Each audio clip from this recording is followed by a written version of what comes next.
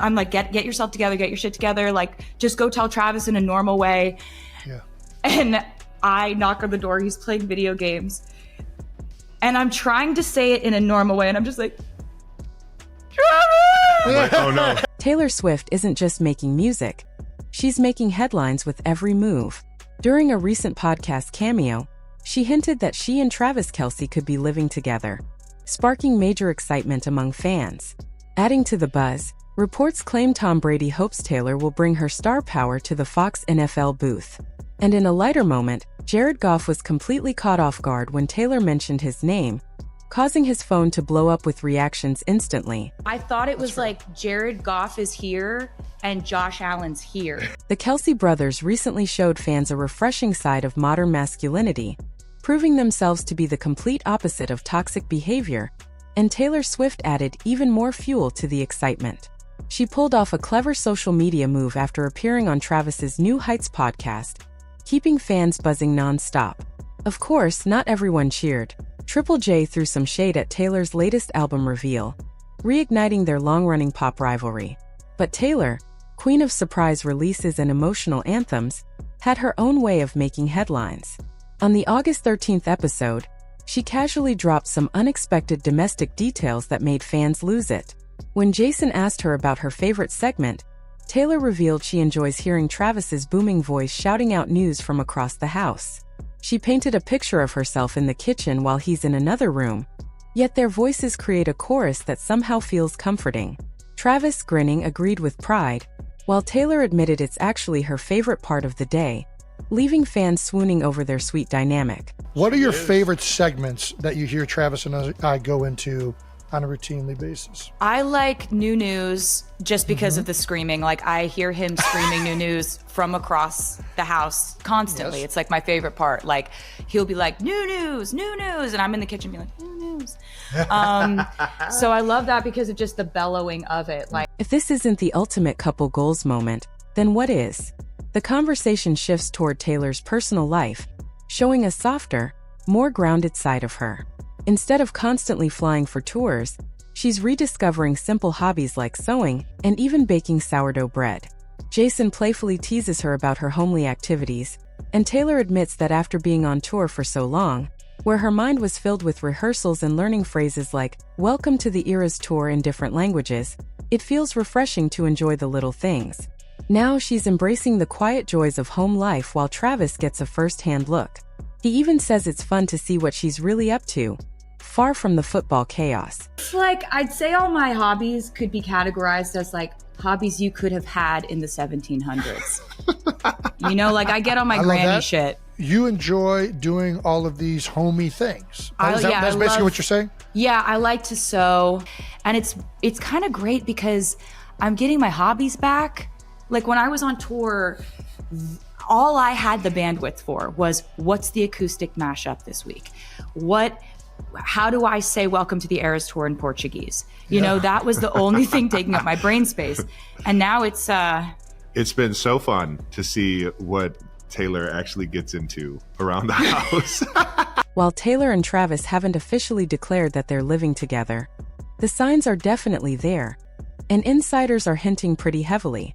Back in May, Taylor was spotted in Florida while Travis trained for the NFL, joining him for dinner outings and showing up as the supportive partner, giving fans glimpses of their domestic vibe.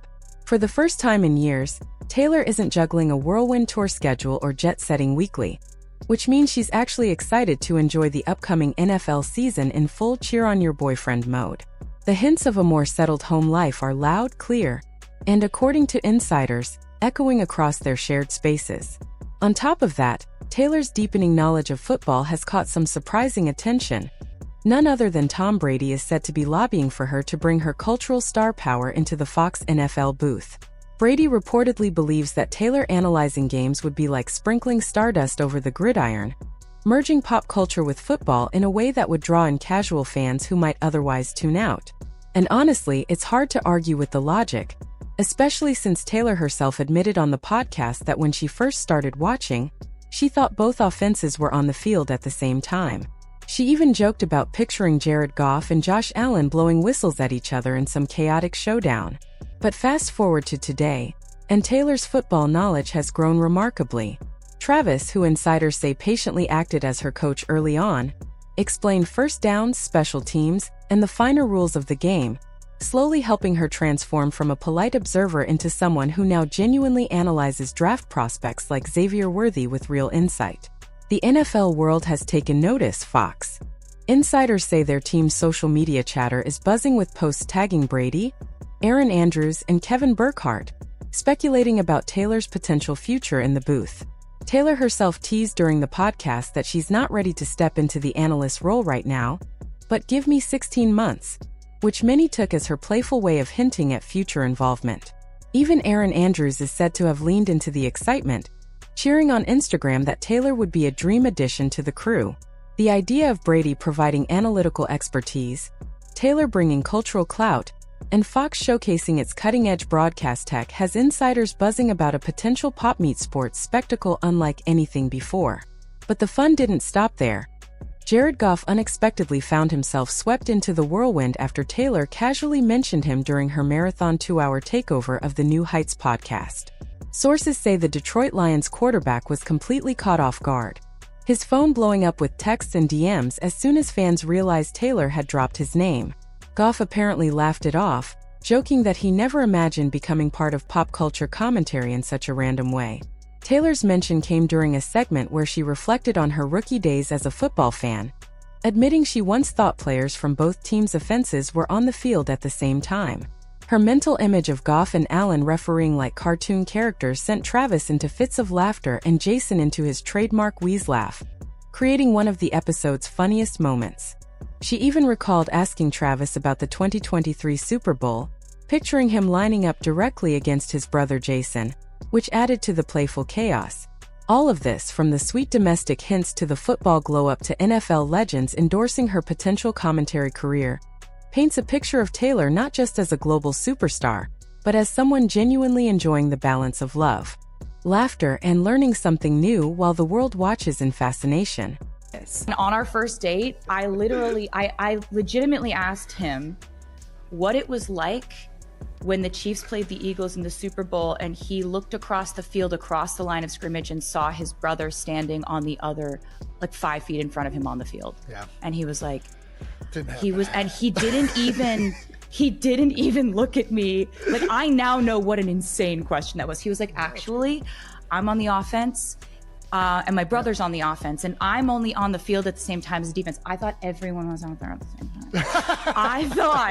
I thought that the quarterbacks. I mean, that's how you played it on the playground growing up. So I understand if you hadn't like. No, you don't understand. I thought it was like Jared Goff is here and Josh Allen's here, and they're gonna be like. They blow a whistle and then they go at each other and they're like, and it's like, who's gonna win? That's actually.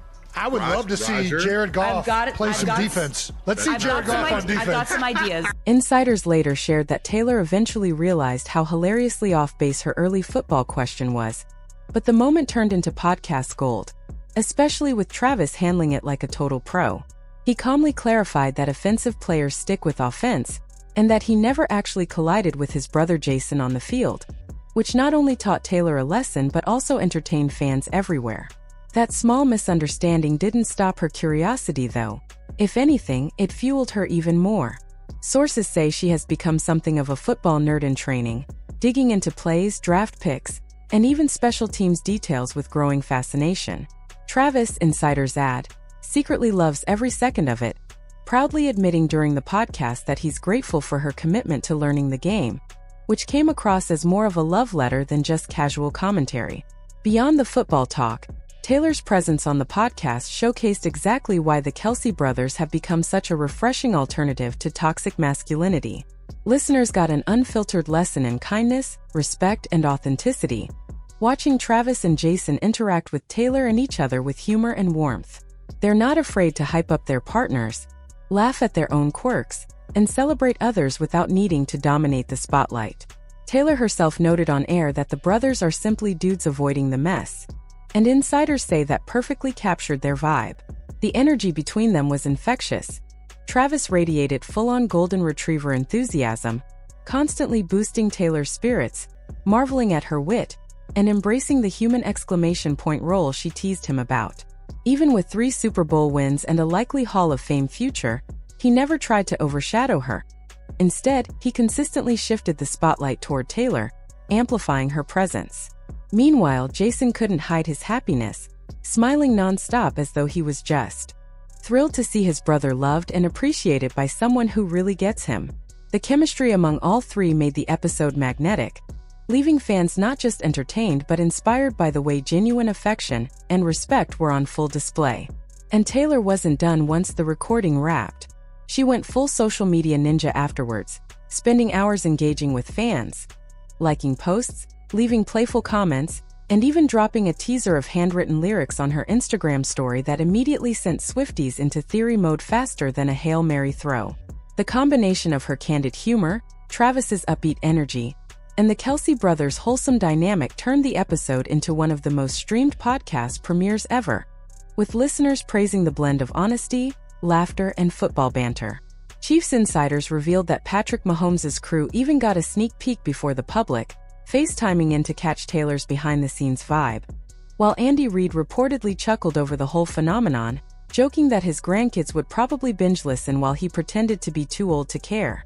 But, as with all things Taylor, not everyone cheered. Triple J, the Australian indie station with a long history of side-eyeing her, couldn't resist chiming in with some shade.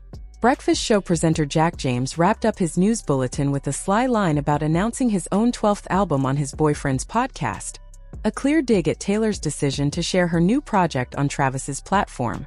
Insiders noted that this jab wasn't out of character.